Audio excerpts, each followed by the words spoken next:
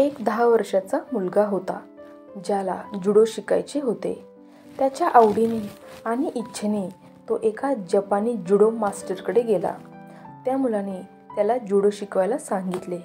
हे ऐकून जपानी जुडो मास्टरने त्याच्याकडे पाहिले. त्याचा एक हात कमी होता. जेव्हा गुरुने त्याला याबद्दल विचारले, तेव्हा तो म्हणाला की त्याने एका कार अपघातात त्याचा डावा हात गमावला, पण तो अजूनही कला शिकू इच्छित होता. अशा परिस्थितीत गुरुने त्याला आपला शिष्य बनवले. मुलगा पूर्ण मनाने आणि समर्पणाने जुडो शिकत होता. 3 महिने गेले. या काळात तो फक्त एकच चाल शिकू शकला. त्याला आणखीन शिकायचे होते. एके दिवशी तो त्याच्या गुरुकडे गेला आणि म्हणाला की तुम्ही मला फक्त एकच चाल शिकवली आहे, पण मला इतरही चाली शिकायला हव्यात. तुम्हाला असे वाटत नाही का? गुरुने उत्तर दिले की ही एकमेव चाल आहे जी तुला माहीत आहे. तुला फक्त हे माहीत असणे आवश्यक आहे. मुलाला त्याच्या गुरुवर पूर्ण विश्वास होता, म्हणून तो जुडो शिकत राहिला. काही महिने गेले. मग मास्टर मुलाला त्याच्यासोबत एका ठिकाणी घेऊन गेला. त्याला एक जुडो स्पर्धेत नेण्यात आले. त्याने पहिला सामना सहज जिंकला. दुसरा सामनाही जिंकला. तिसऱ्या सामन्यात त्याला एक बलाढ्य प्रतिस्पर्ध्याचा सामना करावा लागला. तो सतत पराभूत होत होता, पण शेवटी त्याने त्याच्या मास्टराने शिकवलेली चाल वापरली. ही चाल पाहून प्रतिस्पर्ध्याने पराभव स्वीकारला.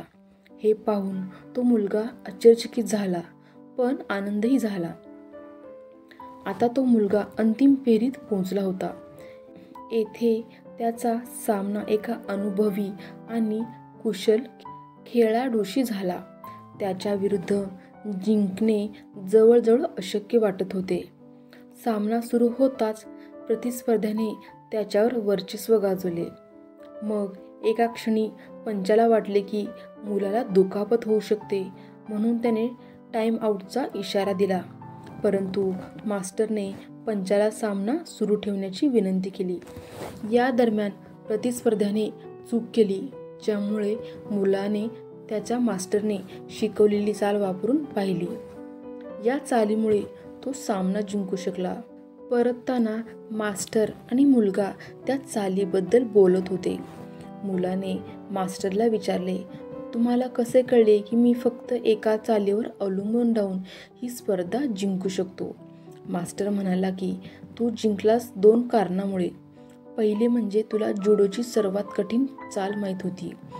दुसरे म्हणजे तुझ्या प्रतिस्पर्ध्याकडे ती चाल टाळण्याचा एक मार्ग होता, आणि तो म्हणजे तुझा डावा हात पकडणे.